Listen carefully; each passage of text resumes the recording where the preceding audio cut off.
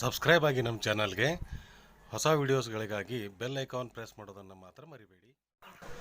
ಎಲ್ಲರಿಗೂ ನಮಸ್ಕಾರ.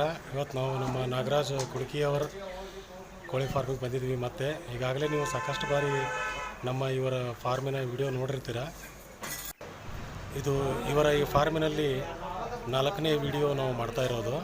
ಏನಪ್ಪ ಅಂತಂದರೆ, ಈಗಾಗಲೇ ಒಂದು ವಾರದ ಹಿಂದೆ ನಾವು ಪುಟ್ಟ ಮರಿಗಳಿದ್ದಾಗ ಒಂದು ವಿಡಿಯೋ ಮಾಡಿ ಹಾಕಿದ್ವಿ. ಈಗ ಸಾಕಷ್ಟು ಬೆಳವಣಿಗೆ ಕಂಡಿದೆ. ಇನ್ನೇನಪ್ಪ ನಮ್ಮ ಉದ್ದೇಶ ಏನಂತಂದರೆ, ಇನ್ನೊಂದು ಬಾರಿ ಅದು ಮಾರುಕಟ್ಟೆಗೆ ಹೋಗುವಾಗ ಅವ್ರ ಜೊತೆ ಹೋಗಿ ಮಾರುಕಟ್ಟೆ ಯಾವ ಥರ ಮಾಡುತ್ತಾರೆ ಅಂತ ಹೇಳಿ ಅದೊಂದು ವಿಡಿಯೋ ಮಾಡಿ, ಆಮೇಲೆ ಅವರಿಗೆ ಲಾಭ ಎಷ್ಟಾಯಿತು, ಖರ್ಚು ಎಷ್ಟು ಬಂತು, ಲಾಸ್ ಎಷ್ಟಾಯಿತು, ಇನ್ನೊಂದು ವಿಡಿಯೋ ಮಾಡಿ ಹಾಕ್ತೀನಿ. ಅದ್ರ ಬಗ್ಗೆ ಡೀಟೇಲಾಗಿ ಮಾಹಿತಿ.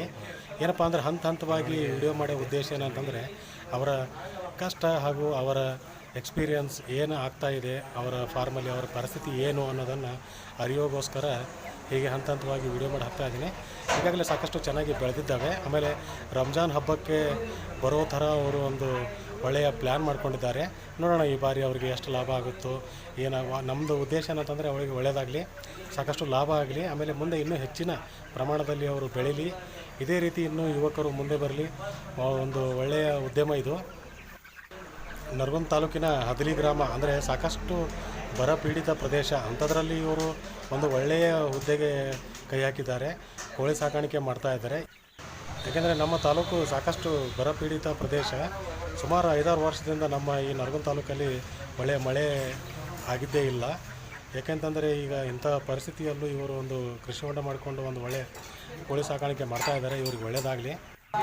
ನಮ್ಮ ಚಾನಲನ್ನು ಸಬ್ಸ್ಕ್ರೈಬ್ ಆಗೋದು ಮಾತ್ರ ಮರಿಬೇಡಿ. ಮುಂದಿನ ವಾರ ಮರಿಗಳು ಕೈಗೆ ಬಂದಾಗ ಅವುಗಳ ಜೊತೆ ಮಾರುಕಟ್ಟೆಗೆ ಹೋಗಿ ಮಾರುಕಟ್ಟೆಯಲ್ಲಿ ಯಾವ ಥರ ವ್ಯವಸ್ಥೆ ಇರುತ್ತೆ ಅನ್ನೋದನ್ನು ನಿಮಗೆ ಒಂದು ವಿಡಿಯೋ ಮಾಡಿ ಹಾಕ್ತೀನಿ. ಸೊ ಅದಕ್ಕೆ ದಯವಿಟ್ಟು ನೀವು ನಮ್ಮ ಚಾನಲ್ ಮಾತ್ರ ಸಬ್ಸ್ಕ್ರೈಬ್ ಮಾಡ್ಕೊಳ್ಳಿ. ನಿಮ್ಮ ಅನಿಸಿಕೆಗಳು ಏನೇ ಇದ್ದರೆ ದಯವಿಟ್ಟು ಕಮೆಂಟ್ ಮಾಡಿ.